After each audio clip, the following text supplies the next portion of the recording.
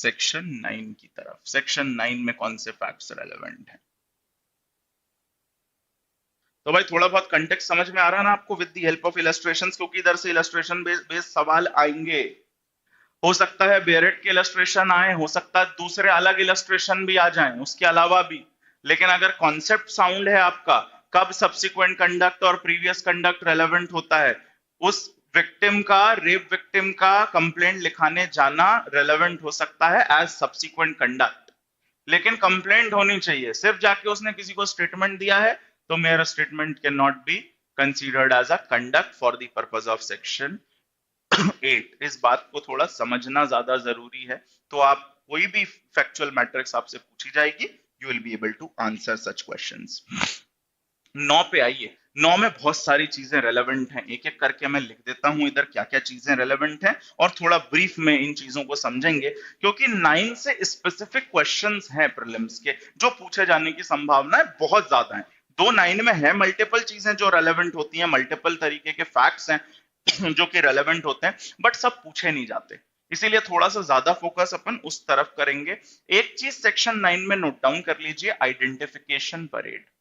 Identification जो कराया जाता है ड्यूरिंग इन्वेस्टिगेशन, इन्वेस्टिगेशन के दौरान पुलिस क्या करती है, जो भी आई विटनेस है या जो विक्टिम है उसको बुलाती है और उसके सामने अक्यूज्ड और उसके जैसे और सेम कद काठी के 4 5 लोगों को लाइन में खड़ा करती है और फिर आइडेंटिफाई करवाती है विक्टिम से या विटनेस से कि इनमें से देख के पहचानो कौन था वो व्यक्ति जिसको तुमने घर से बाहर निकलते हुए देखा था जहां मर्डर हुआ था। ये होता है आइडेंटिफिकेशन परेड। आइडेंटिफिकेशन कहां रेलेवेंट है एविडेंस में, आइडेंटिफिकेशन परेड, तो ध्यान रखिएगा सेक्शन 9 में रेलेवेंट है। क्यों सेक्शन 9 में रेलेवेंट है, जरा उसको समझिए, टर्मिनोलॉजीज क्या क्या रेलेवेंट है। फैक्ट्स नेसेसरी टू एक्सप्लेन और इंट्रोड्यूस अ फैक्ट। 9 में कौन कौन से फैक्ट रेलेवेंट होंगे, ऐसे फैक्ट्स जो एक्सप्लेन करें, एक्सप्लेन और इंट्रोड्यूस, वो रेलेवेंट होंगे। इसके अलावा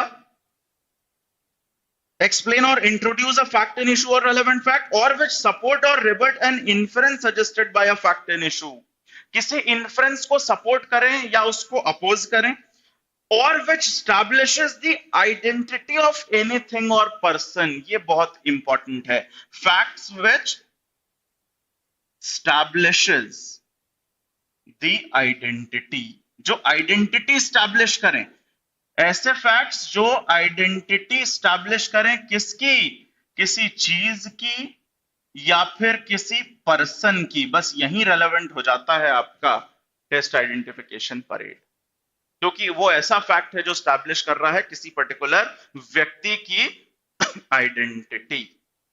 ठीक, तो ये ध्यान रखिएगा, ये पुलिस के द्वारा कंडक्ट कराया जाता है ड्यूरिंग इन्वेस्टिगेशन। इन्वेस्टिगेशन में पुलिस इसलिए कंडक्ट करा लेती है ताकि बाद में कोरोबोरेशन के लिए यूज कर पाए।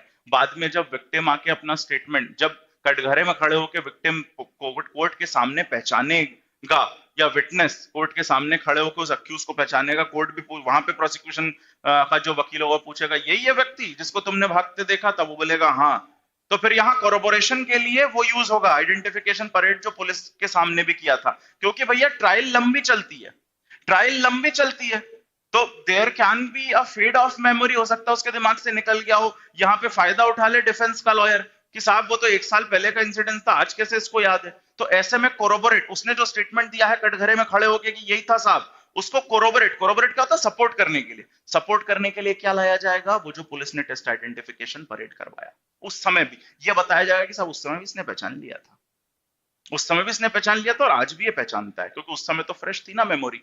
ये एविडेंशियरी वैल्यू है उस टेस्ट आइडेंटिफिकेशन परेड की। दो प्री के लिए बहुत ज्यादा इंपॉर्टेंट नहीं है, लेकिन क्योंकि शालिनी ने क्वेश्चन किया था, that's why I have just answered your question. बाकी तो बेटा इतना प्रॉपर, मतलब मुझे एक क्लास लग जाती है टेस्ट आइडेंटिफिकेशन को पढ़ाने में, पूरा उसकी evidentiary value and everything, how it is conducted and all, लेकिन प्री के पर्पस के लिए वो बहुत ज्यादा इंपॉर्टेंट नहीं है। बस इतना जानिए कि इधर रेलेवेंट होता है, क्यों होता है वो मैंने आपको बता दिया। तो ये जो आइडेंटिटी वाला, इसके साथ साथ यहाँ जो इंपॉर्टेंट है, whose identity is relevant or fix the time or place at which any fact in issue or relevant fact happened or which show the relation of parties, ऐसे facts जो रिलेशन ऑफ पार्टी बताएं, parties के बीच का relation बताएं, वो fact भी relevant है। जैसे मान लीजिए सवाल ये है कि W जो है, सवाल ये है कि W जो है ये H की लॉफुली वेडेड वाइफ है या नहीं। This is the question in a proceeding.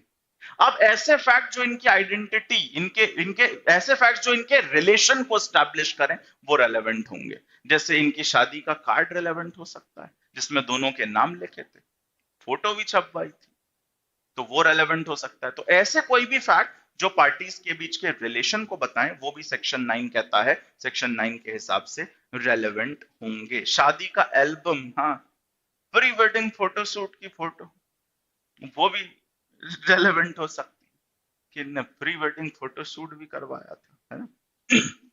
तो वो भी रेलेवेंट हो सकता है। तो कोई भी ऐसा फैक्ट जो रिलेशनशिप स्टैब्लिश करे, रिलेशन बताए पार्टी का, वो रेलेवेंट होता है सेक्शन 9 के अंदर। अब जरा आइए इलस्ट्रेशंस पे, इलस्ट्रेशन इंपॉर्टेंट है। The question is whether a given document is the will of A, the state of A's property and of his family at the date of the alleged will may be relevant fact। एक will मिली है साहब court में, एक will, will समझते हैं ना, वसीयत, एक विल पेश करी गई है और सवाल ये है कि क्या ये विल एक ही है। दिस इज द क्वेश्चन कि ये जो विल प्रोड्यूस करी गई है क्या ये एक ही है। अब मान लीजिए विल में लिखा है कि मेरे 2 बंगले जो भोपाल में है वो मैं इसको दे रहा हूं, मेरा एक पीस ऑफ लैंड जो कि इंदौर में है वो मैं इसको दे रहा हूं, इसके अलावा मेरा एक फ्लैट जो दिल्ली में है मैं दे रहा हूं। ये सब कहां लिखा है? उस विल में लिखा है।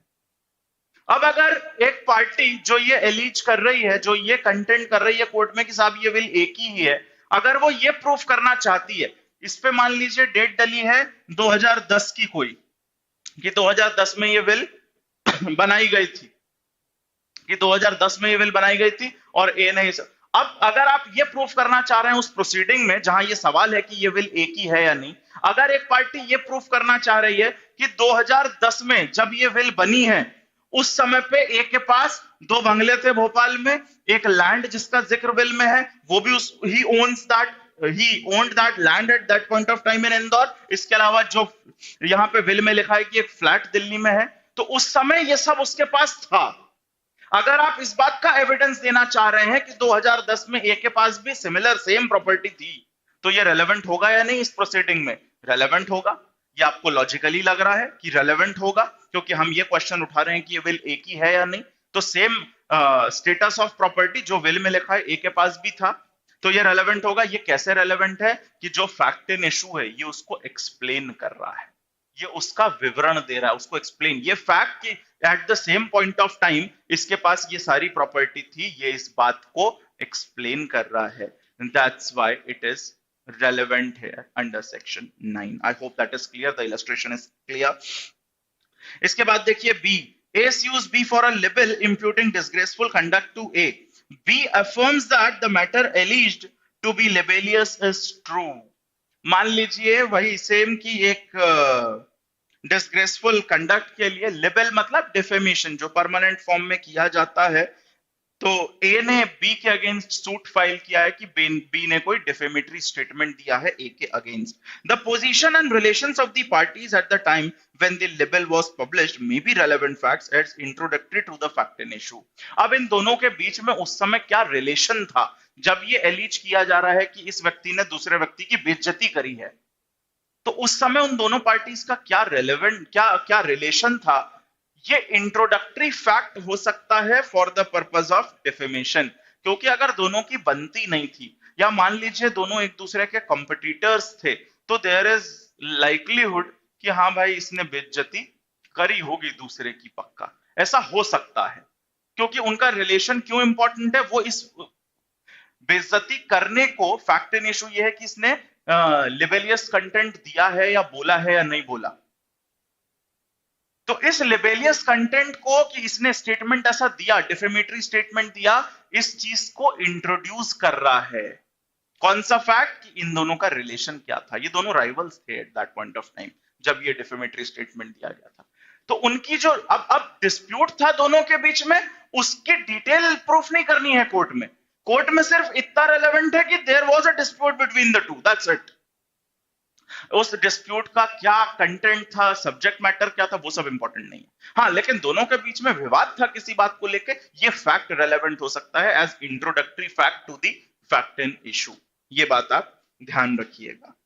आगे लिखा है the parties of a dispute between the particulars of a dispute between A and B about a matter unconnected with the alleged libel are relevant though the fact that there was a dispute may be relevant if it affected the relation between A and B। अब दोनों के बीच में dispute था, ये fact relevant है, लेकिन अब आप उस dispute के content proof करने नहीं चले जाएंगे कि किस बात को लेकर dispute था या dispute इस बात को लेकर नहीं, इस बात को था, इससे मतलब नहीं है।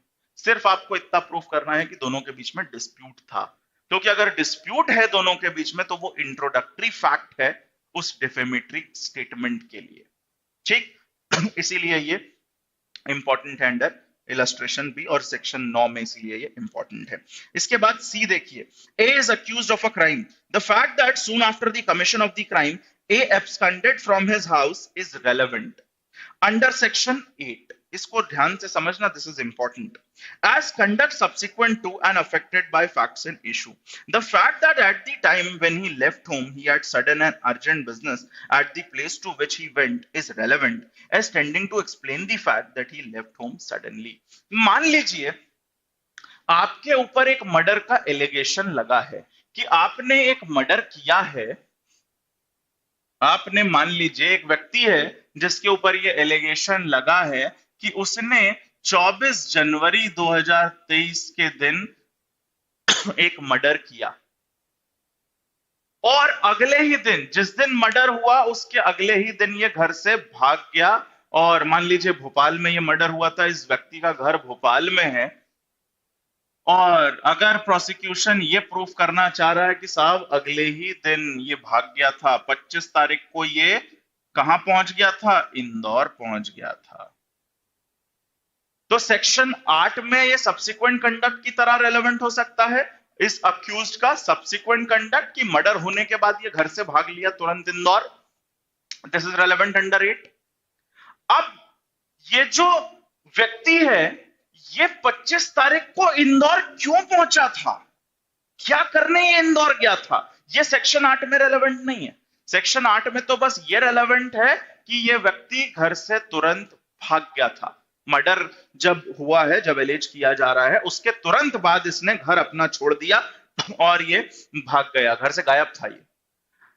अब ये गायब होके जहां पहुंचा है वहां ये क्यों पहुंचा, ये कनेक्टेड नहीं दिख रहा सेक्शन 8 में। लेकिन अगर मान लीजिए ये प्रूफ किया जाता है कि तुरंत घर से भागा, अब ये जो बंदा है, मान लीजिए ए के ऊपर ये एलिगेशंस लगे हैं, ए अगर ये प्रूफ करना चाहता है कोर्ट में, उस जो प्रोसिक्यूशन ने प्रूफ किया कि मर्डर होने के बाद ये घर से गायब हो गया था, इस बात का रिबिटल अगर ए करना चाहता है, तो ए क्या प्रूफ करना चाहता है कि साहब मेरा जुडिशरी का इंटरव्यू था इंदौर में, मेरा उस दिन इंटरव्यू शेड्यूल्ड था and I had to reach there for that interview, इसीलिए मुझे इंदौर जाना था, इंटरव्यू देना था, मेरा इंटरव्यू शेड्यूल था वैकेंसी का। अगर ए इस बात के एविडेंसेस देना चाहता है, किस बात के, उसके इंटरव्यू के, कि मेरा इंटरव्यू शेड्यूल था, तो ये सेक्शन 8 में तो रेलेवेंट नहीं है, क्योंकि सेक्शन 8 में तो ये रेलेवेंट है कि ये घर से गायब हुआ था।